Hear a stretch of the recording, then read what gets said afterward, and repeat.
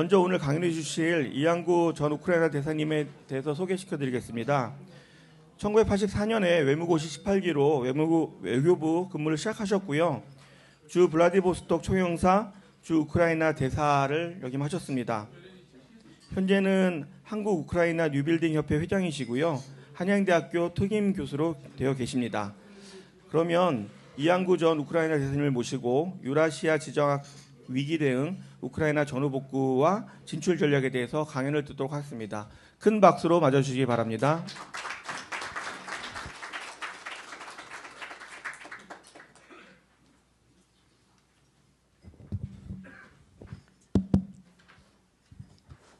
네, 반갑습니다. 제가 너무 어마어마한 분들 앞에 서가지고 오늘 가장 긴장이 되는 것 같습니다. 예, 하여튼 제가 최선을 다하도록 하고요. 그 우크라이나 전쟁 3주년이 된 지 2월 24일 아까 동영상 사진 보신 대로 3주년이 지났습니다. 정말 우크라이나 전쟁이 우리한테 많은 교훈을 남길 텐데요. 하여튼 제가 알고 있는 모든 좀 그걸 공유를 해서 여러분들한테 좀 좋은 시간이 될 수 있도록 노력하겠습니다. 저는 36년 외교관 생활을 했고요. 36년 중에 제가 보니까 유라시아 동서남북 그다음에 센터를 근무했습니다. 가장 유라시아 동쪽은 이제 블라디보스톡, 제가 블라디보스톡 총영사 3년 7개월 했고요. 가장 서쪽은 이제 프랑스, 그리고 가장 북쪽은 모스크바, 제가 모스크바 또 6년 있었고, 그다음에 남쪽은 카자흐스탄, 키르기스탄 거기도 있었고, 자 우크라이나가 딱 찍으면은 센터입니다. 그래서 이제 어쩌다 보니까 저는 우즈벡 대사 가려고 했는데 윤병세 장관님이 푸시해가지고 졸지에 우크라이나 대사로 가게 됐고요. 지나고 보니까 하여튼 그렇습니다. 지금 여러분들 굉장히 참 굉장히 혼란스럽고 참 굉장히 맥 빠진 시기일 텐데요. 그래서 이럴 때일수록 우리가 조금 어떻게 보면 좀 역사를 통해서 좀 영감, 통찰, 안목 이런 게 굉장히 필요한 것 같습니다. 우크라이나가 왜 중요하냐? 우리가 이제 정치학자 중에 마하는 해양론을 얘기했어요. 해양을 제패한 나라가 글로벌을 제패하고 맥킨더는 대륙을 제패한 나라가 세계를 제패한다. 대륙의 챔피언이 누굽니까? 러시아예요. 그런데 유라시아 대륙을 제패한 나라가 이제 세계를 제패하는데 그리고 유라시아 대륙을 제패하는 거는 뭐냐? 유라시아에 허틀랜드가 있다 이겁니다. 그게 심장부. 브레진스키는 허틀랜드 어디냐 했더니 동유럽이에요. 그리고 우크라이나도 동유럽입니다. 폴란드, 헝가리 등등 10개 있지만 그 10개 나라 다 합쳐도 우크라이나가 가장 전략적인 밸류가 포텐셜이 높습니다. 그래서 우크라이나가 서방으로 가면 러시아는 절대 제국이 될 수 없고 또 반대 현상이 나타납니다. 그것 때문에 지금 러시아나 서방이나 죽기 살기로 저렇게 싸우고 또 우크라이나가 남이냐 아니에요. 전 세계 이제 3차 세계대전 유발할 수 있는 2개 화약고가 있는데 유라시아 서쪽은 우크라이나입니다. 그리고 유라시아 동쪽은 한반도예요. 그래서 우리 국제정치학에서도 이제 블룬 이펙트라고 있어요. 풍선 거죠. 그래서 우크라이나하고 한국은 같은 풍선입니다. 한쪽이 찌그러지면 다른 쪽이 팽창하고 또 반대 현상이거든요. 그래서 많은 사람들이 우크라이나 문제, 남의 문제 우리가 나서냐, 그거는 진짜 국제 정치를 모르고 지정학을 모르는 그런 얘기입니다. 자, 오늘 이 자리에서 제가 이제 역사적인 사례를 하나 소개해야 되는데요. 켄트 콜더라고 이제 미국의 유명한 지정학 학자가 유라시아 역사를 바꾼 6대 사건이 있다고 그랬어요. 첫 번째가 이제 이란의 혁명입니다. 이란의 혁명을 통해서 이란이 이제 근본주의자로 돌아섰고, 두 번째는 이제 사우디라든지 중동 오일 산유국들이 오일 메이저로부터 오너십을 확보한 겁니다. 그래서 지금 사우디가 말빨이 있잖아, 그죠? 자, 세 번째는 중국의 경제 현대화, 네 번째는 인도의 경제 현대화, 다섯 번째는 소련의 멸망, 여섯 번째는 역설적으로 푸틴의 등장. 자, 그러면 유라시아 7대 사건이 뭐가 될 거냐? 저는 이 우크라이나 전쟁이라고 봐요. 그래서 이 우크라이나 전쟁 향배에 따라서 앞으로 유라시아의 어떤 구도뿐만 아니라 글로벌의 어떤 그런 모든 게 다 바뀐다. 그래서 우리도 이 우크라이나 정세하고 우리하고 무관할 수 없고, 또 아까 이게 동영상에 보셨듯이 작년 10월에 북한군 참전이 됐고 뭐 등등 그렇습니다. 그리고 이제 그러면 왜 우리가 우크라이나가 중요하냐? 뭐 여러분들 지금 뭐 협상 진행되는 거 잘 보고 있지만 저는 그 우크라이나 전후복구에 참여할 수 있는 그 티켓을 가진 나라는 50개의 선진국이에요. 중국은 우크라이나 적대 국가입니다. 우크레인 디펜스 코디네이션 그룹 해가지고 50개 나라 한국 포함해서 있는데 그 조건은 러시아 경제 제재에 동참했고 우크라이나 경제 지원에 나선 나라입니다. 그래서 앞으로 이 50개 나라가 전후복구에 참여할 수 있는 일단 티켓을 진다. 그래서 이건 챔피언 리그입니다. 자, 이번에 우크라이나 전쟁이 러시아하고 말된 안 되는 비대칭 전략을 가지고 우크라이나가 3년을 처절하게 싸운 것도 그 하이테크예요. 하이테크. 그리고 전략 전술 그런 것듯이 이 50개 챔피언 리그에서 우크라이나 전후복구 모델은 저는 이 세 가지가 결정된다고 봐요. 자, 1차 마샬 플랜을 통해 집행하기 위해서 만들어진 기구가 OECD입니다. 그죠? 앞으로는 우크라이나 전후복구 되면 엄청난 국제적인 펀드가 만들어질 테고, 그럼 제2의 OECD가 탄생할 테고, 이게 이제 글로벌 오더 스탠다드 모델을 좌우할 겁니다. 우크라이나는 리빌딩이 아니고 뉴빌딩을 원해요. 그래서 자기들은 프롬 더 스크래치 완전히 새로운 나라를 만들겠다. 근데 이 50개의 챔피언들이 참여하면은 각국이 갖고 있는 최고의 경쟁력이 있는 모델들이 나오다 보면은 거기는 저는 뭐 새로운 그 모델을 만드는 인큐베이터가 되고 테스트 베드가 될 겁니다. 거기에서 진정한 챔피언은 글로벌 챔피언이 되고, 거기에서 챔피언은 글로벌에 진출할 수 있는 그런 프리미엄을 지게 된다. 이런 차원에서 우크라이나 문제는 정말 우리한테도 너무 중요하다. 제가 작년에도 우크라이나 3번 갔어요. 그리고 작년에 2월에는 그 워싱턴에서 한국, 미국, 우크라이나 3자 간의 투자 포럼도 했고, 또 작년 6월에는 짐 로저스 회장님도 만나가지고 이런 정세도 논했고, 자, 미국 분하고 우크라이나 분, 미국 사람들이 저한테 얘기한 게 그 한국이 비드 캐탈리스트가 돼달라. 다 우크라이나 전쟁하니까 아무도 안 들어가요. 그럼 한국은 그래도 어떻게 보면 뚝심이 있고 야생이 있고 무대포 정신이 있지 않냐. 누가 좀 이렇게 길을 닦아주면 서방이 따라갈 거다. 그거는 제가 미국 고위직한테 들은 얘기고, 우크라이나 분들이 저한테 얘기하는 거는 한국이 비드 퍼스트가 돼달라. 같은 얘기예요. 그죠?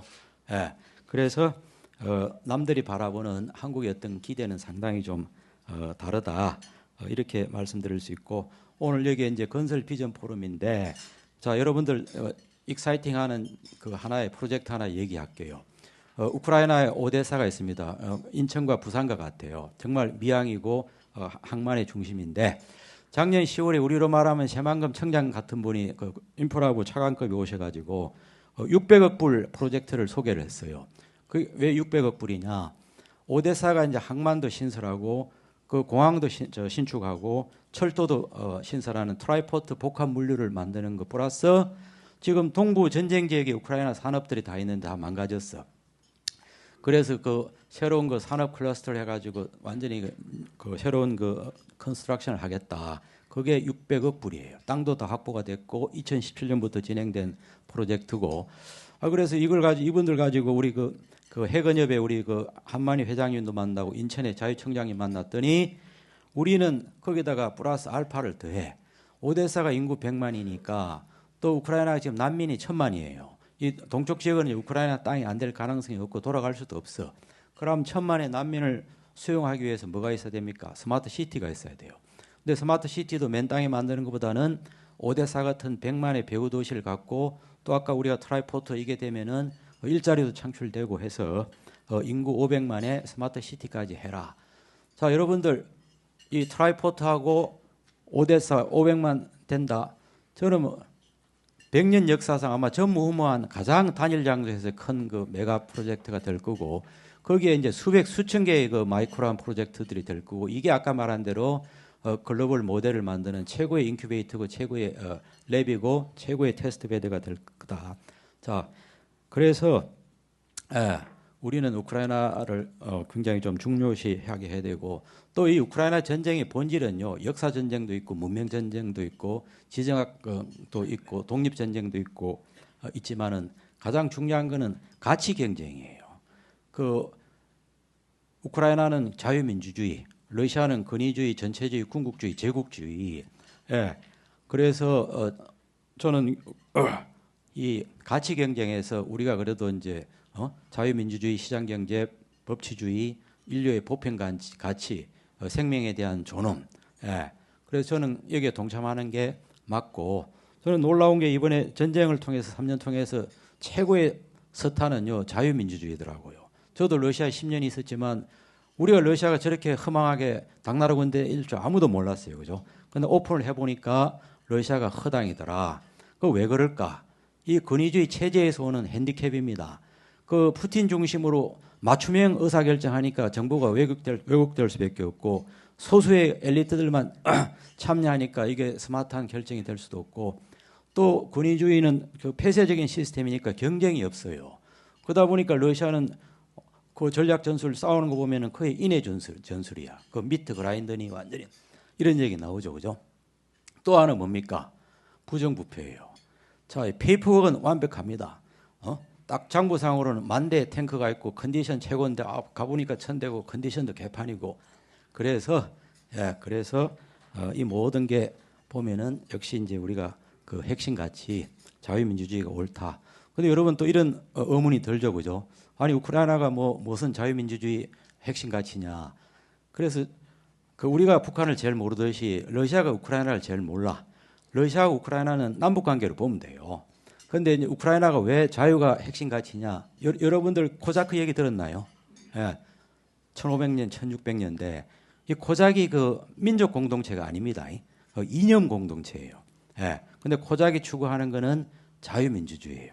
그 코자기 어떤 그 트레디션을 보면 굉장히 그 지도자도 자유롭게 선출했고 지도자도 굉장히 검소했고, 예. 그 대신 자기들이 어떤 그런 그 자유 그걸 지키기 위한 그 커뮤니티를 지키기 위해서 뭘 합니까?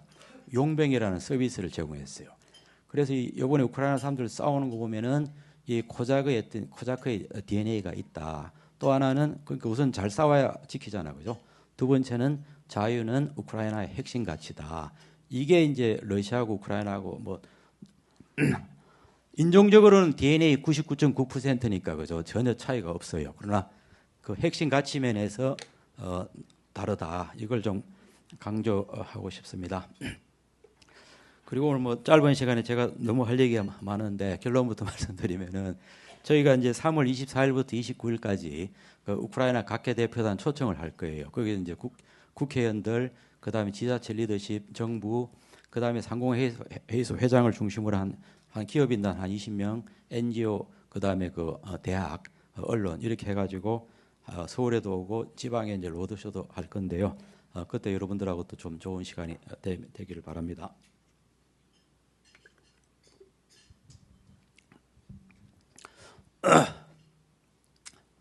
예, 여러분들은 뭐 그 리더니까 좀 우리가 큰 그림을 볼 필요가 있는데요. 그 저희가 지금 중요한 게 그 FEW, 푸드, 에너지, 워터. 우리나라도 지금 수자원 부족 국가입니다, 그죠? 그리고 이제 푸드하고 에너지 이걸 해결해야 되는 거. 자, 우크라이나는 또 우리하고 이제 관련이 있는 게 세계 식량 대국이에요. 저희가 1년에 한 2천만 톤 가까이 수입하는데 우리 강호인 장관님이 전에 저보고 이 식량에 대한 강조를 많이 해서 이 우크라이나를 통해서 우리가 식량 안보를 확보를 해야 돼요. 또 우리가 러시아를 통해서 에너지 안보도 확보해야 되고. 자, 이거는 제가 전쟁 전부터 불안한 게 이게 한반도하고 우크라이나인데 터질 게 터졌어요. 자, 그리고 뭐 기후변화, 4차 산업혁명 이런 거 뭐 여러분들이 다 아는 문제고, 예. 그리고 지금은 그 혁명의 시대라고 합니다. 레드, 공산주의, 블랙, 이거 모슬렘 수출하는 거, 레인보우, 이게 이제 컬처럴 막시즘, 그 다음에 핑크 타이드, 이게 이제 브라질, 아르헨티나 같은 그 좌파적 파퓰리즘. 그리고 이제 자 이게 또 착한 무브먼트도 있어요, 그죠? 그 저는 그게 하나의 그 유엔의 그 서스테이너블 디벨롭먼트 고울스라고 보고 ESG, CSR 이게 이제 저는 건강한 그 모랄 무브먼트다. SDGs도 그 5가지 P거든요. 그게 이제 피스, 프로스페리티, 피플, 플래닛, 파트너십이에요. 진짜 최고의 그 핵심 가치고 그렇습니다. 그리고 이제 이 블루. 자, 이게 이제 1950년대 유라시아 지도입니다. 이 빨간 색깔 중에서 이 대한민국만이 유일하게 이렇게 파란색을 지키고 있는데 그래서 이번에 우크라이나 전쟁 여하에 따라 가지고 저는 이게 다시 빨간색으로 돌아가느냐 이게 빨간색을 갖다가 파란색으로 바꾸느냐 이게 어마어마한 큰 싸움입니다. 진짜 아까 그 켄트 콜더가 얘기했던 유라시아 6대 사건보다도 더 큰 사건이 지금 진행되고 있다. 그리고 이제 피트 자이안이라는 사람은 그 미국이 이제 고립주의로 회귀했을 때 3대 전쟁이 일어난다고 그랬어요. 첫 번째는 사우디하고 이란 중심으로 한 중동, 두 번째는 우크라이나, 러시아, 세 번째는 중국하고 일본이라고 그랬습니다. 이미 전쟁 하나는 발생했고 두 번째 전쟁도 언제든지 발생할 수 있다. 그래서 우리가 이렇게 좀 큰 그림을 좀 볼 필요가 있다. 그리고 이제 뭐 우크라이나 진행되는 현황은 뭐 여러분들 잘 아실 테고, 그 지금 요즘 보면 다 우크라이나 패싱 뭐 러시아 EU 패싱 해가지고 뭐 우크라이나 참 불쌍하다 이런 얘기 하는데 그렇지 않아요. 지금 나오는 거는 그 빙산의 일각이에요. 협상은 결국 주고받는 거고, 저도 뭐 러시아를 사랑하고 10년을 있었지만은 러시아도 약점이 너무 많아요. 그래서 너무 신문만 믿지 마라. 또 설사 with America, without America 해도 EU 자체만 해도요 러시아보다 훨씬 파워풀해요. 지금까지 이제 뭐가 부족했냐? 배짱이 없어. 러시아는 죽기 살기로 모든 그 러시아의 정서가 뭐냐면 조폭 문화야. 우리가 러시아 그 룰렛 게임 있죠, 그죠? 그러다 보니까 보통 사람은 막 다수는 사람 많은데 그 배짱, 그 무식함 때문에 다들 이제 공포에 질리는데 이번에 이제 EU가 러시아 정체를 제대로 알았어. 자, 전쟁도 쩐의 전쟁이에요. 자, 러시아 GDP는 대한민국하고 비슷해요. 근데 EU 전체 30개국 합치면 러시아 GDP 한 10배, 20배는 많아요. 그 다음에 그럼 군사력, 핵무기 있어요. 그죠? 그래서 뭐 절대 우리가 미국이 있건 없건 너무 여러분들 갖다가 긴장할 필요가 없다. 그리고 이제 EU는 또 어떤 대응을 하느냐. 2월 18일 그 미넨 안보 회담에서 EU 정상끼리 모여서 우리도 이제 자구책을 구해야 된다. 미국이 있을 수도 있고 without America일 수도 있다. 그래서 뭐냐? 이 7천억 불, 7천억 불 확보해서 EU를 재무장하겠다. 자, 그렇습니다. 그래서 EU를 만만하게 볼 필요가 없어요. 그리고 뭐 트럼프 말한 대로 다 또 그렇게 결론이 나지는 않을 테고. 근데 중요한 거는 전쟁을 종식시키는 게 맞아요. 그죠? 우리가 1차, 2차 세계대전 보면 항상 누가 그 세계대전 생각할 거라고 일으킨 지도자는 없어요. 이 조그마한 트리거가 이게 에스컬레이션 된 거거든요.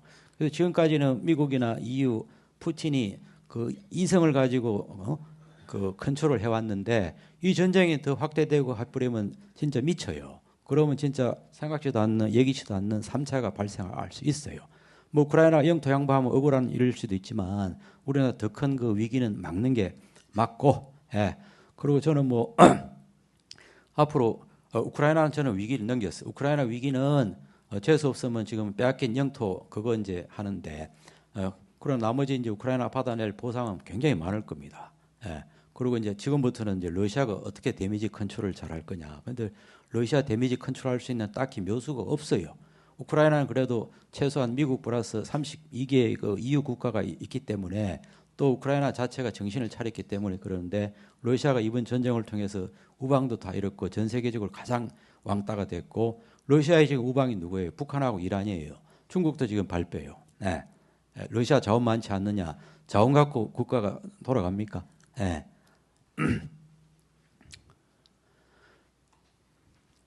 자, 여러 가지 그 변수는 있지만 하여튼 가장 중요한 것은 이 평화 협상이 어떤 추이가 될 거냐. 그걸 통해서 우크라이나 서방은 뭘 받아낼 거냐. 그래서 정말 이게 처음부터 우크라이나 사람들은 이게 한반도 모델로 갈 거다 이런 얘기를 했는데 지금 한반도 모델로 그대로 했어요. 우리도 3년 전쟁 치렀죠, 그죠? 전쟁 3년째고, 그러나 이승만 대통령이 북진하겠다는 게 뭐 능력이 있어서 한 거 아닙니다. 레버리지를 많이 받아내려고 했고요. 지금 젤렌스키가 나토 가입할 것 같으면은 자기는 대통령직도 사임하겠다는 것도 마지막 승부수예요. 그리고 이승만 대통령이 말도 안 되는 세 가지 조건을 다 받아냈어요. 그거 하나가 한미 안보 동맹이고, 두 번째가 군 현대화고, 세 번째가 전후복구 지원이에요. 우크라이나는 이 이상 받아낼 겁니다. 자, 첫 번째 안전보장 받아내요. 안전보장 나토 가입만 안전보장 아닙니다. 우크라이나는 저 미국 포함해서 23개 국가하고 좀 양자 차원의 시큐리티 어그리먼트가 돼 있어요. 앞으로 양자, 삼자, 다자 해가지고 나토 말고도 안전 보장할 수 있는 그런 그 프레임워크를 다 만들어요. 지금 우크라이나 전쟁을 통해서 제일 절박한 나라가 폴란드, 발틱 3국이에요. 예, 등등. 그리고 제일 터프한 게 지금 영국하고 프랑스예요. 독일이 약간 미온적인데 하여튼 뭐 독일이 참여 안 해도 그 몇 나라만 지금 합쳐도 예, 저는 뭐 러시아 정도는 충분히 견제할 수가 있다. 제가 여러분들한테 할 얘기 너무 많은데요. 오늘 이 점 묻기 전에 또 이 얘기 할게요. 자, 2차 세계 대전 전에요. 세 나라가 이제 팔러스에 따라서 세 나라의 운명이 갈라졌어요. 지금 딱 2차 세계 대전 전야야. 예. 자, 첫 번째 폴란드 한쪽에는 히틀러가 등장했고 다른 쪽에는 스탈린이 등장했는데도 불구하고 치열하게 국내 정치에 몰두했어. 그러다 보니까 완전히 폴란드 개판됐죠. 자, 두 번째는 에스토니아인가 그래요. 에스토니아는 우리는 히틀러도 아니고 스탈린도 아니고 철저하게 중립지켰어. 결과는 뭡니까? 소련에 통합돼 가지고 한 20만 명이 숙청당하고 70년간의 그 소련 치하에 살았고, 세 번째는 핀란드 역사 아시죠? 핀란드도 무식하게 소련하고 싸워가지고 소련이 엄청나게 많이 당했어. 그러고 나서 나중에 뭐가 됐죠? 핀란드는 영세 중립국이 됐지만 소련에도 가입을 안 했고 뭐 중립국 지위를 유지했지만은 그 강소국이 됐잖아요, 그죠? 자, 우리도 지금 이 세 가지 디렉션에 있어요. 예? 그래서 폴란드 모델로 갈 거냐, 에스토니아 같이 뭐 철저하게 중립 지킬 거냐, 핀란드 모델로 갈 거냐. 저는 핀란드 모델이 맞아요. 예. 자, 그리고 우리가 이제 이 우크라이나만 러시아만 쳐다보면 안 됩니다. 지금 더 큰 위험은요, 이 중국의 어떤 그 극동 러시아 진출이에요. 지금 이번에 러시아가 워낙 왕따 당하다 보니까 우군이 없다 보니까 중국한테 굉장히 의지를 많이 했어. 그래서 러시아가 중국의 주니어 파트너다. 근데 중국이 뭐 러시아한테 지원하면 공짜로 하는 거 아닙니까? 제가 블라디보스토크 총영사 하면서도 러시아 정서를 알아요. 러시아는 초등학생부터 어른까지 제일 무시하고 혐오하는 게 중국입니다. 근데 그동안은 러시아가 중국을 갖다가 잘 프로텍트를 했는데 워낙 러시아가 어렵다 보니까 중국한테 이제 자꾸 이제 문호 개방을 해서 블라디보스토크 항만 사용 등등 해가지고 어마어마한 일들이 지금 벌어지고 있는데 정말 이제 극동 러시아 그 큰 땅에 인구는 800만도 안 돼요. 그런데 중국의 동북 삼성은 1억 2천이에요. 근데 중국에 진출하는 거는 항상 삼투압이라고 그래. 자본이 오고 기술이 오고 사람이 와요. 그래서 어떻게 보면 이제 전세 입주자가 주인이 되는, 그래서 이렇게 되면 극동 러시아가 뭐가 된다?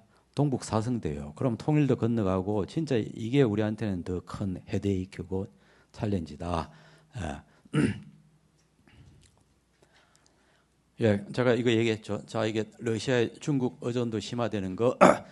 또 하나는 러시아가 내부 혼란과 분리, 독립 움직임 이거 일어날 수 있어요. 예, 러시아 역사를 보면 전쟁에서 실패한 그 지도자는 다 체제가 망했어요. 엄청난 페널티. 이거 러시아 지금 이긴 전쟁 아닙니다. 그다음에 이제 미국 고립주의 회귀할 수, 지금 이런 현상이 나타나고 있죠, 그죠? 그다음 뭐 등등. 그리고 이제 우리가 중국이 씩씩하게 극동 러시아를 진출할 수도 있지만은 중국도 지금 상태가 상당히 안 좋은 것 같아. 그 요번에 이제 트럼프하고 푸틴의 공동의 이해관계는 뭐냐면은 중국을 견제하는 겁니다. 예. 그리고 두 번째 이제 공통의 이익은 뭐냐면 전쟁을 빨리 마치겠다는 거예요. 그래서 요 판을 잘 읽으면은 그렇게 나쁜 카드는 아닌데, 예. 그래서 이제 우리가 저는 이제 외교관으로서 늘 배운 게 예방하고 위기 관리예요. 예방하고. 그래서 제가 봐도 이 9개 정도 이게 앞으로 한국 내의 어떤 그 이념 갈등 뭐 등등등 이거 포함해서, 그리고 이제 여러분들 경제인으로서 이제 글로벌 경기 침체 문제 이런 것들이 개인이나 기업이나 국가 차원에서 좀 돼야 되는데, 하여튼 또 이 중국이 이제 국내 문제가 악화되고 그죠? 이러면은 이 대모험주의 시도할 가능성이 있어요. 그래서 대만 침공을 한다든 이렇게 해서 국내 문제를 좀 환기시키는 이런 시도들, 또 정말 극단적으로는 중국하고 러시아가 이제 동시에 혼란에 빠져서 뭐 그런 가능성들. 그래서 이런 좀, 그래서 이 예방은요, 저도 이제 군대에서 학사장교 지냈는데 하나 배운 거는 이미지네이션, 상상력이에요. 그리고 비주얼라이제이션 하는 거. 설마 하는데 이번에 우크라이나 전쟁 통해서 최고의 교훈은 설마가 아니라 설마가 사람 잡는다. 그래서 우리가 어떤 설마가 있는지 그게 이제 우리가 이런 위기들을 가정해 봐야 되는데 이거는 손에 잡히는 위기들입니다. 이거 말고도 더 많을 거예요. 그래서 여러분들이 좀 그런 고민들을 좀 하셔야 되지 않겠나.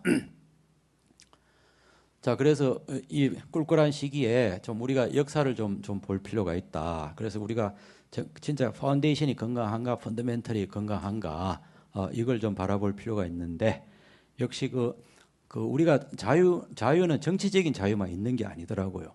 제가 2월달에 이제 루즈벨트 대통령 기념관을 갔더니 빈곤으로부터의 자유가 있고 공포로부터의 자유가 있고 표현의 자유가 있고 신앙의 자유가 있고 이 네 가지가 잘 발달된 나라가 선진국이에요. 이 네 가지 공식 다 적용해 보면은 선진국인지 아닌지 북한은 4대 빵이고 중국은 뭐 빈곤 해결했으면 4대 1 정도고 뭐 등등 그렇습니다. 그래서 우리가 이렇게 불확실한 시대일수록 이런 이 파운데이션, 펀더멘탈을 좀 잘 따를 필요가 있다는 거. 그 대신 동시에 우리가 현실도 무시할 수 없기 때문에 글로벌이 우리가 당면한 위기는 뭔지 어떻게 예방해야 되는지 이런 것도 굉장히 중요하다. 자, 제가 뭐 역사학자는 아니지만은 이 국가의 어떤 발전을 좌지우지하는 게 결국 이념, 정신, 가치 이 체제더라고. 그래서 공산주의, 궁극주의, 전체주의, 파퓰리즘, 펀더멘탈 등등등 다 이게 망하는 체제예요. 그래서 이럴 때일수록 뭐 국익이 중요하지 않냐? 이게 뭐가 국익입니까? 이런 파운데이션이 국익이에요, 그죠? 그래서 우리가 아까 말한 자유민주주의, 시장경제, 법치주의, 인류의 보편 가치, 이건 우리 핵심 가치는 양보의 대상이 아니다. 이런 고집을 가질 필요가 있고 또 여러 면에 봐도 한국에 대해서는 다 박다. 자, 우크라이나. 예. 대한민국에는 한강이 있다면 우크라이나는 2,000km 넘는 드니프르 강이 있어요. 그래서 이제 이 우크라이나들 드니프르 강의 기적을 이루는 게 우크라이나가 해야 될 일이고 대한민국이 함께 동참해야 될 일이고 그래서 우크라이나 사람들은 리더십이 입만 열면은 세컨드 코리아 인 이스턴 유럽이라고 그래요. 예, 그만큼 한국을 롤모델 여기고 있고 그리고 이제 여러분들 기업하는 입장에서는 저는 제2 베트남화 전략을 가야 된다. 우리가 뭐 베트남에 우리 기업들 한 몇만 개 진출해가지고 베트남 GDP 뭐 25% 차지했듯이 저는 앞으로 우크라이나가 제조업의 패러다이스가 된다고 봐요. 베트남보다 전 10배 이상의 전략적인 가치가 있다.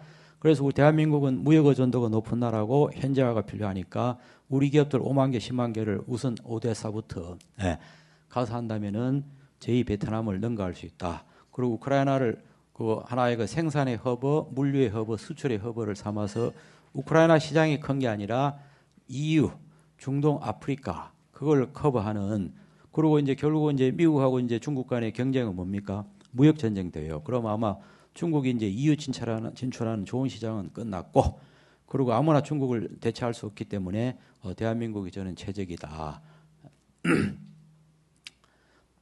자, 이게 이제 여기 발틱해거든요. 폴란드. 이게 이제 오데사.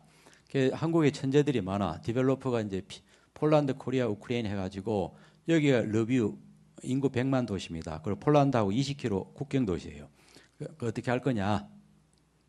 폴란드하고 러뷰를 통합해서 국제 스마트 시티 한 300에서 500만을 만들자. 그리고 국제 경제 특구를 지정을 하자. 예. 되겠습니까? 안 되겠습니까? 예. 밀어붙여야죠. 그리고 지금 트럼프가 저렇게 무식하게 나오고 EU가 이제 패싱 될수록 EU도 절박하거든요. 그래서 또 우리가 우크라이나가 기회도 많지만 간추릴 리스크가 있어요. 여러분들 뭐 많이 듣는 부정부패 또 이런 큰 초유의 뉴빌딩 할 수 있는 역량이 아직은 딸려요. 그래서 저는 전략적으로 또 등등 해서 폴란드하고 우크라이나가 통합해서 제2의 홍콩, 제2의 싱가포르 만들면은 투자자들이 좀 더 안심하고 가겠죠. EU도 조금 더 안심하고 지원을 하겠죠. 자, 같은 모델이 이제 오데사예요. 이 오데사도 루마니아하고 몰도바 이 세계 국경입니다. 그래서 요걸 만들어내야 된다. 그리고 요 코리도가 1,600km예요. 이걸 이제 고속철도화 해야 된다. 이게 이제 우리 한국의 천재 디벨로퍼가 제시하는 거고 이게 여러분들하고 굉장히 관련이 많은 거다. 그래서 여러분들 좀 이걸 저는 FS를 좀 했으면 좋겠어요. FS를. 그래서 이게 현실성이 있는지, 예? 그 여기서 한국의 역할을 뭘로 찾아야 되는지. 자, 그래서 우리가 대한민국이 갖고 있는 최고의 경쟁력은 저는 컨텐츠라고 봐요. 그래서 이걸 갖고 그 새로운 우크라이나에 대한 비전을 제시하고 또 우크라이나한테는 설득을 해야 돼요. 너가 이거 국제 경제 특구, 국제 스마트 시티 안 하면은 너가 미래 없다. 이유는 공감할 것 같고 우크라이나도 저는 충분히 공감할 거라고 봐요. 그래서 이 법적인 제도적인 안전장치를 만들 필요가 있다. 자, 여러분들 그 우크라이나 전후복구 여기에 전쟁 지역이에요, 그죠? 자꾸 뭐 아프간, 뭐 이라크 그 트라우마 때문에 그 있는데 이거는 우크라이나 땅이 안 될 가능성이 많아요. 그래서 이거는 러시아한테 맡기고 제가 작년에 3번 우크라이나 갔죠. 거의 전쟁 현장 많지 않아요. 네. 이 80%는 거의 비전쟁 지역. 이걸 가지고 이제 우크라이나를 리가 아니고 뉴빌딩 하는 개념이기 때문에 그래서 뭐 미국이 다 독차지하고 EU가 독차지하고 그거는 굉장히 트래디셔널 하는 개념이고 이건 우크라이나 모델 적용이 아닙니다. 그래서 아까 말한 듯이 이 러비에 300만을 만들고 오데사에 500만을 만들고 스마트 뭐죠? 국제 경제 특화하는 거 이건 굉장히 투자자의 몫이에요. 그래서 여러분들이 얼만큼 배포가 있고 뭐 그런 거에 따라서 우리가 얼마든지 만들어갈 수가 있다. 자, 2023년에 영국에서 이제 우크레인 그 리커버리 컨퍼런스를 매년 해요. 23년 6월에 런던에서 했을 때 그 우크레인 그 비즈니스 컴팩트 해가지고 글로벌 500대 기업이 앞으로 우크라이나에 5조 2천억 불 투자한다고 그랬어요. 그래서 이 사람들이 보는 거는 이 시장이 아니고 앞으로 우크라이나 가능성을 보고 여기다가 지금 투자하겠다는 거거든요. 그리고 지금까지 그 외국인 그 FDI 직접 투자가 폴란드까지 다 왔어. 근데 유일하게 안 온 나라가 몰도바하고 우크라이나야. 이 돈이 없는 게 아니고 투자할 수 있는 환경이 안 되니까 안 오거든요. 그래서 또 여러분들이 물을 거예요. 우크라이나 뭐 돈 없는 나라, 가난한 나라 뭐 등등등 하는데 우크라이나 돈 많아요. 돈 많은데 그 중에서 가장 큰 돈이 어디서 나오느냐? 스마트 팔러스예요. 그래서 5조 2천억 불 투자 유치할 수 있는 그런 매력적인 환경, 그런 개런티 그거 하는 게 최고의 돈이지 뭐 미국에 지원하고 뭐 이거 아닙니다. 그래서 선수들은 보는 차원이 다르고 이미 그런 그 500대 기업도 그런 커미트를 했고 앞으로 그런 기업들이 많이 생길 겁니다. 그 최근에 두바이 갔다 온 사람이요. 두바이의 쩐주들하고 프로젝트하고 다 만난대요. 그래서 선수들은 이미 두바이 모여가지고 금융하고 프로젝트하고 이미 그 빅딜을 다 하고 있거든요. 그래서 우리가 뭐 우크라이나 패싱하고 전쟁 중 이런 얘기 할 때가 아니에요. 또 우리 대한민국도 위기입니다. 그래서 저는 그 리스크가 없다고 할 수는 없지만은 리스크보다는 굉장히 일드 보상이 많기 때문에 우리가 한번 들어가야 될 거고 제가 한 2년 전에도 이제 이런 포럼에서 우크라이나 진출할 겁니까 말 겁니까 옵션이 아니에요. 마스트예요. 마스트.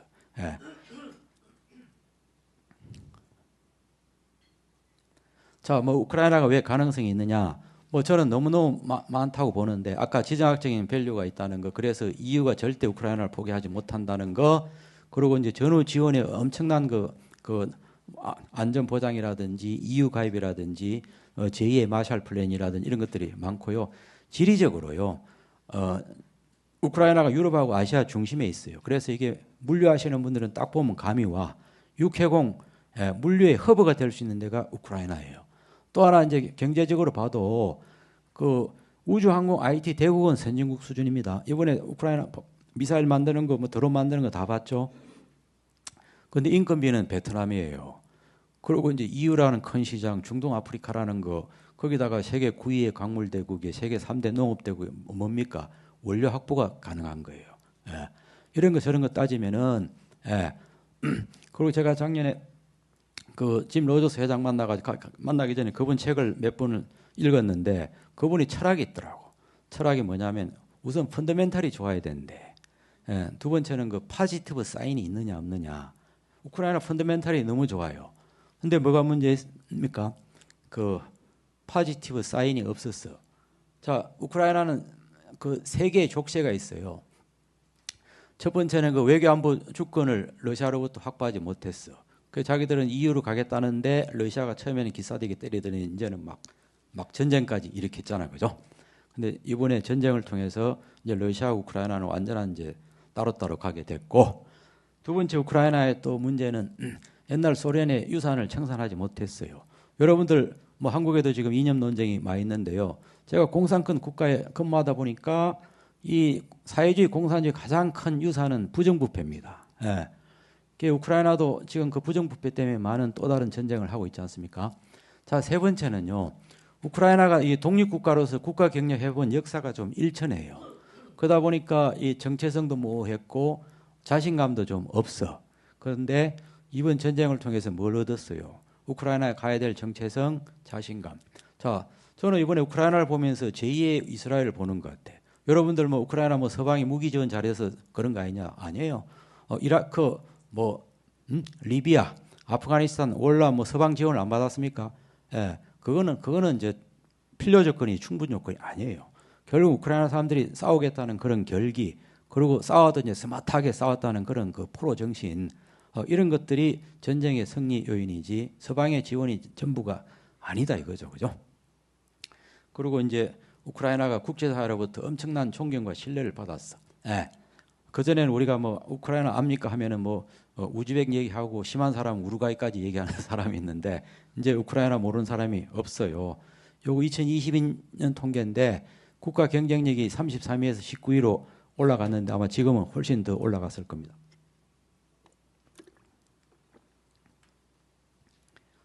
이거 몇 분 남았죠?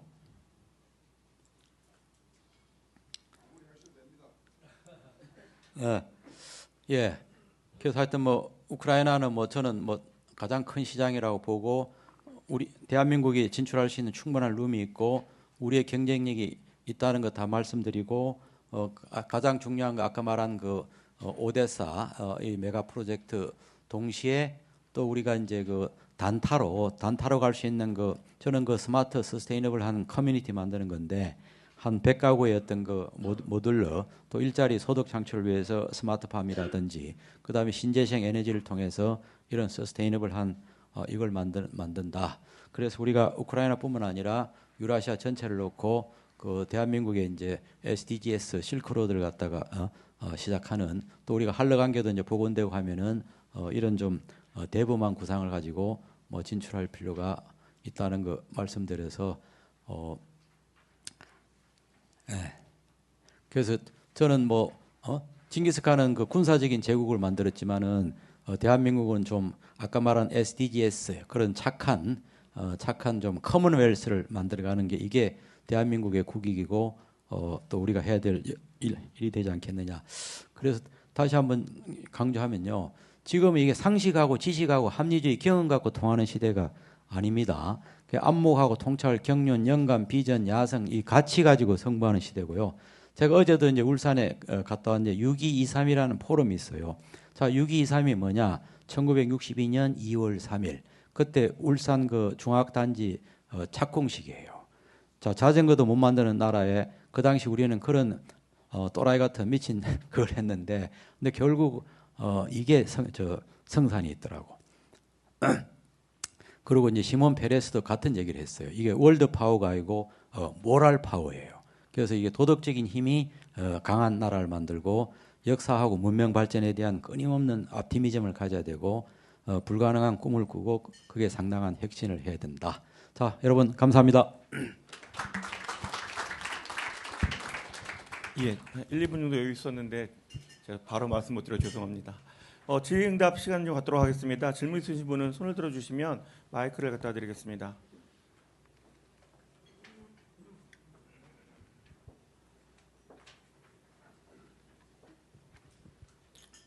조금 의외인데요. 질문이 굉장히 많으실 것 같았는데. 예, 이봉란 교수님. 네. 예, 언제 들어도 대사님 강의는 명강이신데 일반적으로 한국 업체들이 우크라이나 시장을 보는 것은 어떤 개별 프로젝트를 보고 있거든요. 근데 지금 말씀하시는 거 보면 개별 프로젝트가 아니라 지역을 맡으라는 걸로 들리는데 과연 우리나라가 우크라이나하고 유럽한테 매력으로 비칠 수 있는 게 뭐가 있을까요?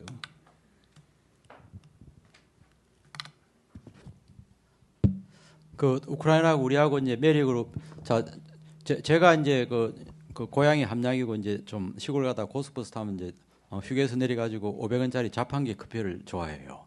근데 이 자판기 커피가 맛이 없느냐? 근데 누구는 같은 커피 가지고 500원 받고 누구는 스타벅스 가면 5,000원짜리가 되는 게, 그 사람들이 자꾸 이거 그 가치 외교를 갖다가 폄하하는데요. 그 최고의 가치는 브랜드입니다. 이미지고요. 예. 그래서 자꾸 이제 여러분들 뭐 자꾸 국익하고 가치 얘기하고 컨플릭트 되느냐? 최고의 국익은 가치입니다. 가치, 그죠? 브랜드고 이미지고. 근데 대한민국의 최고의 그 뭐라고 그럴까? 돈은요. 그 브랜드하고 이미지예요. 아까도 그랬지만은 그 우크라이나는 대한민국을 가장 롤 모델로 여기고 또 지정학적으로 우리가 터인이에요. 쌍둥이에요. 예. 그리고 이제 우리도 역사적으로 그 순환을 많이 받았듯이 우크라이나도 역사 보면 정말 눈물의 역사이기 때문에 그런 동병상련. 그리고 우크라이나에 또 뭐가 있습니까? 3만 명의 고려인이 있어요. 우크라이나는 스트레인지 국가가 아니고 우리하고 형제의 국가예요. 그 중에 한 사람은 그 굉장히 그 주지사입니다. 주지사. 그래서 젤렌스키 다음으로 지금 인기가 있는데 뭐 등등. 그리고 또 뭐냐? 서방에서 이제 뉴 마샬 플랜 하면서 뉴 마샬 플랜의 롤 모델이 대한민국이에요. 그래서 남들은 이미 큰 그 스필버그 감독이 큰 대작을 만들어 놓고 주인공 캐스팅은 한국이에요. 근데 정작 주인공이 지금 그걸 좀 잘 아는지 모르는지 모르겠어. 그리고 결국은 국가 발전에 우크라이나 추구하는 국가 발전의 모든 모델은 대한민국이 다 갖고 있어요. 자, 아까 제가 어디 오데사 그 트라이포트 그 얘기했죠, 그죠? 어디에 있습니까? 울산에 다 있어요. 울산의 도시발전 역사, 그리고 인천에 보고 부산에 보고 창원을 보면요, 이미 우리는 다 메이드 해놨어요. 근데 돈이 있다고 되느냐? 안 돼요. 뭐가 있어야 됩니까? 그 6223의 정신이 있어야 돼요. 그래서 저는 대한민국 갖고 있는 또 최고의 그 브랜드 강점은 기업가 정신이라고 봐요. 아까 요 피터 드러커도 한국이 대한민국 최고의 기업가 그건데요. 저는 저희가 갖고 있는 컨텐츠하고 그게 너무 많다고 봐요. 예. 그리고 이제 자 중국이 참여할 수 없는 시장이기 때문에 우리는 그 미국하고 EU하고 충분히 그 경쟁할 수 있고 그 대신 우리가 이제 터키를 잘 끌어들여야 되겠다. 제가 이제 12월 달에 갔더니 터키의 오누르 그룹이라고 꽤 큰 그룹인데 그거는 전쟁 전에는 12,000명 고용은 있고 지금도 4,000명 유지해요. 그래서 저희들이 이게 전략의 문제지 리스크의 문제가 아니다. 그리고 또 하나는요. 그래서 이게 스트럭처를 잘 짜야 돼요. 자꾸 이제 우리 돈 내고 우리 단독으로 들어가려니까 리스크만 보이고 기회가 안 보이는데 그래서 어떻게 해야 되냐. 이 지정학적인 그 구도를 우리가 잘 읽어야 되고 그래서 저는 첫 번째는 멀티내셔널하게 가야 됩니다. 그래서 어떻게 하든 미국을 끌어들이고 일본도 끌어들이고 터키도 끌어들이고 폴란드 끌어들이고 중동도 끌어들이고 이거 여러분들 잘하잖아, 그죠? 자, 두 번째는 그 멀티레터를 해야 돼요. 그 민관 산학연. 그래서 이제 NGO도 들어가야 되고 대학도 들어가야 되고 뭐 기업도 들어가야 되고 이렇게.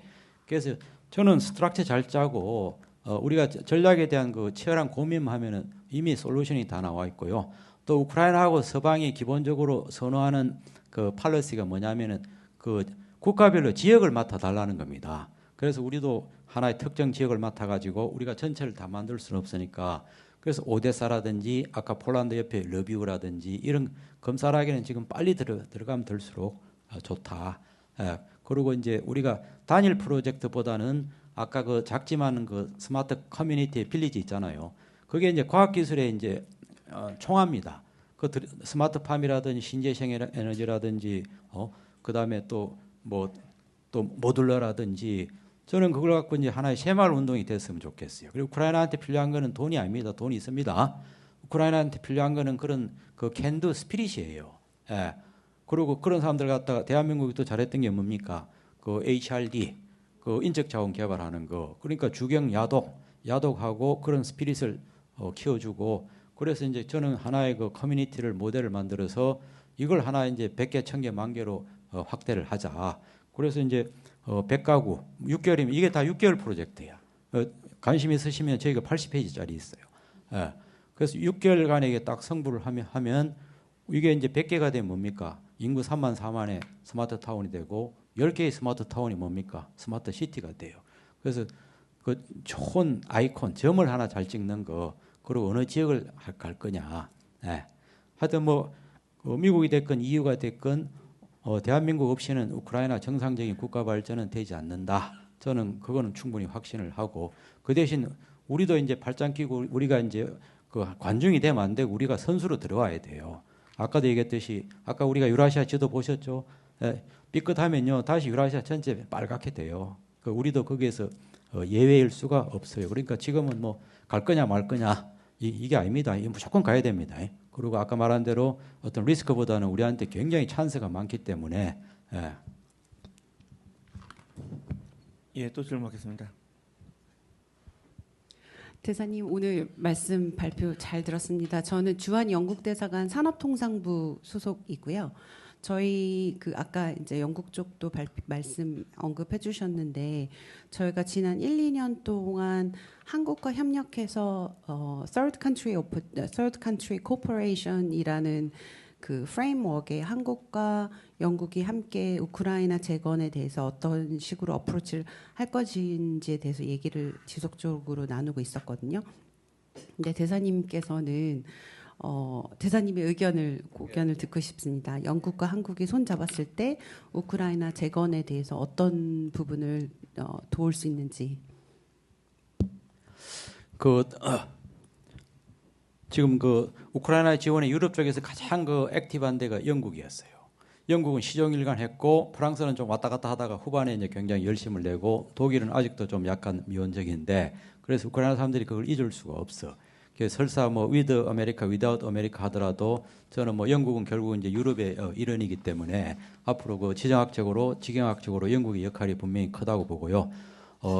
하여튼 한국하고 영국하고 우크라이나 같이 그래서 저희가 2023년 7월 달에 영국 리버풀 가서 또 그거 했어요. 5월 달에는 폴란드 가서 했고. 그래 왜냐하면 유럽에 이제 우크라이나 앞으로 이제 그 중요한 역할이 그 폴란드, 영국, 프랑스, 그다음에 터키 이런 나라들이 될 겁니다.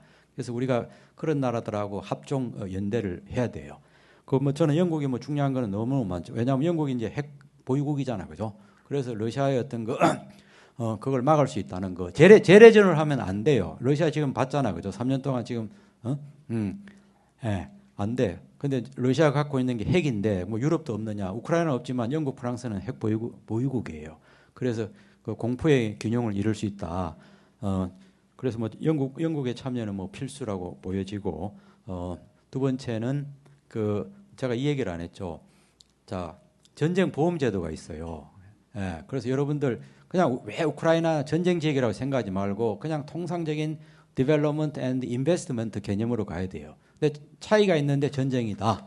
그래서 전쟁 리스크를 보험을 갖다가 든다 이거죠. 영국도 분명히 그 IMF 미가에서도 이제 있고 영국, 미국, 유럽 몇 나라들은 양자 차원에서 전쟁 보험 다 해요. 근데 뭐 영국에 돈 냈다고 영국 회사만 하는 게 아니더라고. 그러니까 그 컨디션에만 맞으면은 한국 그 투자 프로젝트도 전쟁 보험을 해요. 제가 11월 달에 갔더니 덴마크는 1년에 10억 불씩 그런 그 펀드를 내놓더라고. 그래서 한국 기업도 그 조건에 맞으면은 다 캡을 씌워준다. 그리고 우선 선진국이 우크라이나에 대한 신뢰가 좀 낮아. 돈 잘못 주면 부정부패. 그래서 한국이나 믿을 만한 파트너들이 와서 괜찮은 사업을 가지고 할 것 같으면은 뭐 국제사회에서도 웰컴하고 또 우크라이나에 발생할 수 있는 리스크도 줄이고 저는 그런 차원에서 이제 멀티내셔널, 바이레터럴, 트라이레터럴 이 다양한 스트럭처를 갖다가 좀 갈 필요가 있다. 또 아까 말한 그 우리가 이제 단기 성공 사례를 보여주려면은 결국은 그 러비우 인구 100만 폴란드 국경 도시하고 오데사 이게 이제 가장 저는 핫할 것 같아요. 그런 차원에서 영국하고 뭐 협력할 수 있는 여지는 뭐 너무너무 많다고. 또 영국이 또 금융의 중심이잖아요, 그죠? 그래서 지금 제일 중요한 건 이게 그 좋은 구조를 짜고 금융이 좀 백업을 해야 되고 우리나라는 10분의 1 정도 시드머니만 태우고 우리가 태울 거는 기술 투자예요. 아까도 얘기했듯이 그 폴란드, 코리아, 우크레인 저거 다 좋다고 그러는데 제가 15페이지 이상 못 나가겠어요. 여기 돈을 좀 갖고 FS 만들고 하면은 아마 엄청난 희망을 줄 것 같아. KDI가 키예프에서 만드는 거 전후복구 리포트를 봤는데요.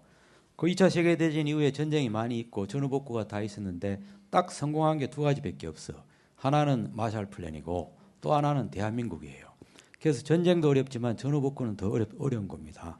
그래서 이 전후복구는 또 다른 전쟁이고 전쟁보다 더 어려운 전쟁이기 때문에 영국의 어떤 그런 경쟁력, 제국으로서 어떤 그 글로벌 경험, 그리고 제가 아까 얘기했던 그 커먼웰스, 예? 예, 앞으로 우리 유라시아 전체를 SDGs 중심의 커먼웰스로 만들어가는 그런 비전들, 또 영국이 갖고 있는 해양국가로 오데사, 이거 뭐 대한민국 혼자 못해, 영국도 못해, 미국도 못해요. 그러니까 이런 거는 얼마든지 우리가 멀티내셔널, 멀티레터럴 구조로 만들고 거기서 대한민국 역할, 그 대신 대한민국이 놓치지 말아야 될 거는 이 펜을 놓치면 안 돼. 저는 빨리 그 오데사 프로젝트를 우리가 조금 더 드릴다운하는 FS 만드는 거, 이거는 우리의 몫인 것 같아요. 예, 안홍석 교수님. 예, 한국건설안전학회장 안홍석입니다. 그 말씀 감사드리는데요. 그 말씀을 드리면서 좀 생각나는 게 저희가 그 내부 전열 정비가 좀 필요하고 과거에는 정부의 강력한 드라이브로 여러 가지 성취했는데 요즘은 그런 동력들이 많이 떨어져서 사실 그 국가적 차원에서 이런 것들을 우리 내부 전열 정비하고 잘 조직화해야 아까 말씀하신 달성할 수 있다고 그러는데 우리 내부적인 리스크가 상당히 크다고 보는데요. 그런 측면에서 뭐 외교나 이런 측면에서 그런 리스크를 현실적으로 좀 극복할 수 있는 어떤 대안이나 그 방안이 있으실까요?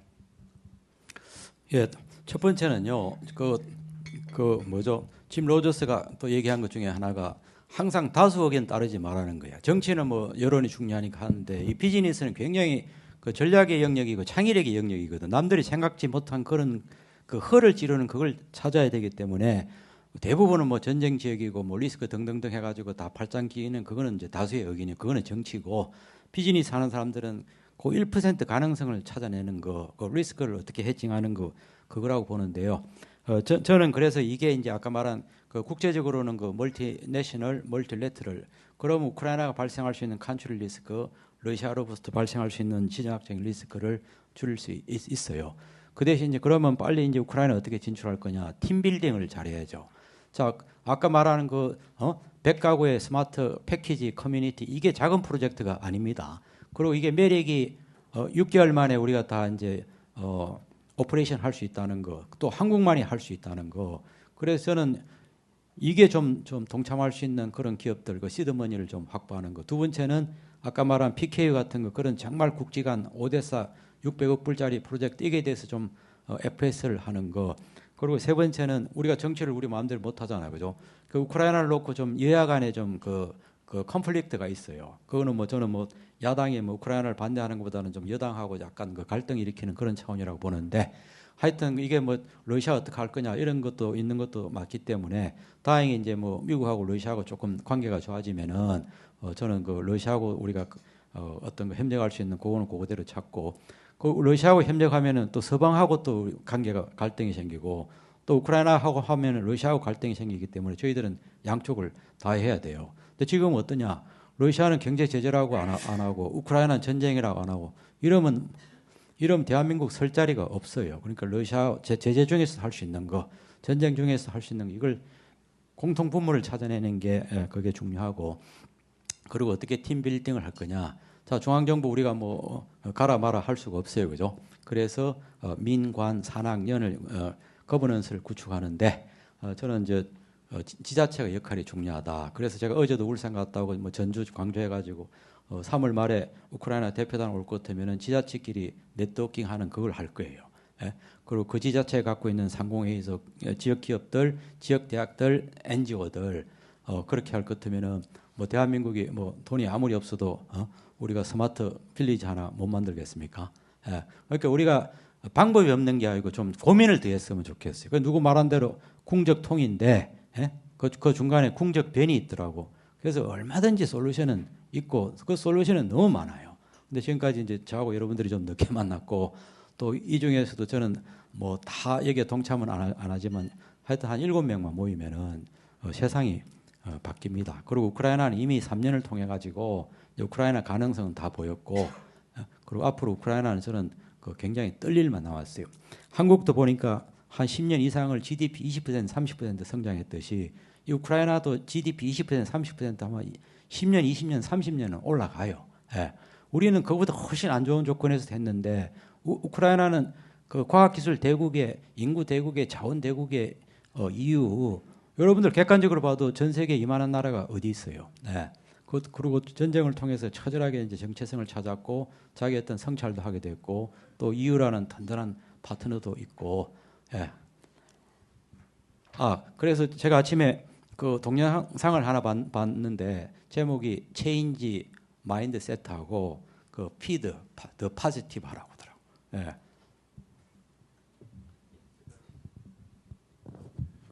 네, 대사님 감사드립니다. 저는 도하엔지니어링 정수동입니다. 정말 놀랄만한 비전과 긍정적인 방향을 제시해 주셔서 진심으로 감사를 드립니다. 저희 회사는 우크라이나 지금 전쟁 중에도 우크라이나 프로젝트를 한 두세 건 수주를 해서 지금 수행을 하고 있고 또 실제적으로 폴란드 고속철도와 또 리투아니아 연결 고속철도 또 루마니아 철도 또 체코에서도 우리가 철도 입찰을 진행하고 있고 실제적으로 우리가 현지에 폴란드 회사를 M&A에서 지금 한 100여 명 정도 그 엔지니어들이 근무를 하면서 일단 폴란드부터 우리가 공략을 하고 있습니다. 그런데 실제적으로 우리가 현실에서 일을 하다 보니까 정말 몇 가지 힘든 장애물이 있습니다. 그 먼저 그 특히 EU 펀드로 조성되는 사업에 대해서는 일단 한국 업체가 참여하기가 상당히 어렵게 되어 있습니다. 그러니까 입찰조차도 참여하기가 어려운 상황이죠.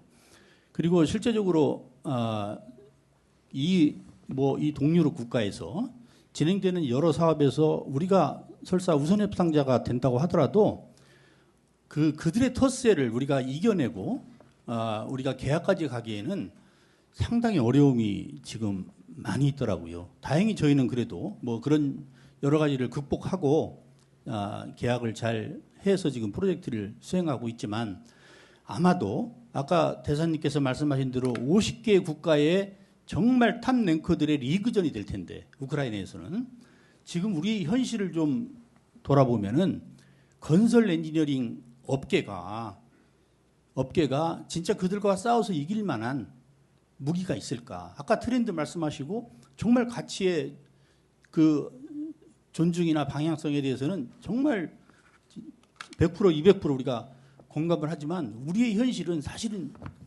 그 좀 막막하다는 느낌이 좀 많이 있거든요. 가장 제가 질문드리고 싶은 것 중에 넘버원이 입찰을 할 수가 없다. 입찰에 참여를 할 수 없다. 이게 지금 가장 큰 저희한테는 난관인데 혹시 대사님께서 좋은 고견이 있으시면 한 말씀 해주시면 감사하겠습니다. 저도 다른 계기에 우리나라가 좀 해외 진출하는 좀 패턴을 좀 바꿀 필요가 있겠다. 예를 들어서 이제 글로벌 입찰해 보면 대한민국이 차지하는 성적이 1.2%예요. 우리가 10배는 높아야 되거든요. 근데 지금까지 우리는 보면 굉장히 이제 수의 계약이라든지 양자 차원의 이런 거는 굉장히 잘했는데 이런 다자 차원의 국제 입찰에 대해서는 우리가 조금 국제 입찰할 수 있는 자격이 있는 회사도 얼마 안 되고 프로포절 쓰는 것도 좀 하고 차지하여튼 우리가 이제 요 실력을 좀 키워야 되고요. 두 번째는 그럼 우리가 꼭 국제 입찰만 쳐다볼 거냐? 아니다 이거죠. 그래서 아까 말한 대로 이런 PPP, BOT, 컨세션 우크라이나 니즈에 맞고 우리가 잘할 수 있는 이런 것들을 좀 해가지고 주도적으로 우리도 하나의 인베스트 개념으로 해서 좀 진출의 방법을 좀 다양화할 필요가 있다. 그럼 입찰 시장이 어려울 것 같으면 지금 말하는 좀 비입찰 방법으로 좀 바꾸는 것도 있고 그리고 이제 우크라이나가 또 뭐가 있냐면은 이 공기업 민영화가 한 3,000개가 넘어요. 예, 그런 것도 우리가 또 하나의 대안이 되고 그래서 좀 저희가 진출하는 방식은 굉장히 좀 다양한데 하여튼 약간 이게 투자 개념으로 좀 들어가는 것도 오히려 훨씬 진입 장벽이 낮고 줄도 짧다. 그런 걸 통해서 또 대한민국의 실력 발휘를 했을 때는 또 우리 공개 입찰을 들어갈 수 있는 그런 여건도 되지 않겠나 그런 생각도 듭니다. 예, 시간이 거의 다 돼서요. 예, 별도 질문 없으신 것 같습니다. 그 대신요. 그래서 우리가 아까 놓치지 말아야 할 거는 펜이에요. 펜. 우크라이나 전체에 대한 그 국가 발전에 대한 큰 틀의 어떤 그 마스터 플랜, 또 오데사 같이 뭐 몇백억 불짜리 이런 거 FPS, 또 이런 것들을 우리가 좀 몇 개 갖고 있는 거, 저는 그게 앞으로 입찰할 때도 좋고 뭐 BOT, PP 가기도 좋고 그런 것 같습니다. 네, 오늘 좋은 강연해 주신 이한구 전 우크라이나 대사님께 큰 박수 부탁드립니다. 예, 이것으로 제 249차 조찬 토론회를 마치도록 하겠습니다. 조심히 돌아가시기 바랍니다. 감사합니다.